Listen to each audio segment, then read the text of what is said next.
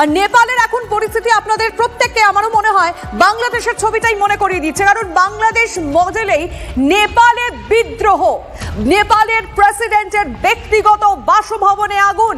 আমাদের কাছে যে ছবিগুলো আসছে, আমি পিসিআর কে বলবো এক এক করে ছবিগুলো একদম একসঙ্গে দেখাতে। আপনারা দেখতে পাচ্ছেন সেই ছবি যেখানে প্রেসিডেন্টের ব্যক্তিগত বাসভবন দখল নিল উন্মত্ত জনতা।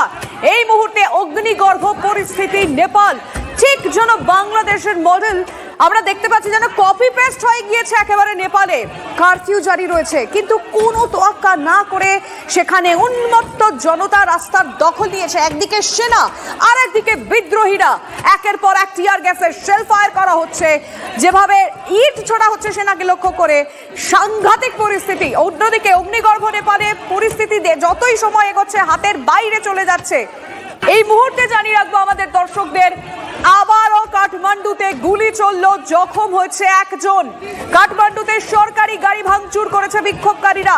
পরিস্থিতি সামাল দিতে পুলিশ লাঠি চার্জ করেছে, টিয়ার গ্যাস চার্জ করেছে, কিন্তু এখনো পরিস্থিতি হাতের বাইরে।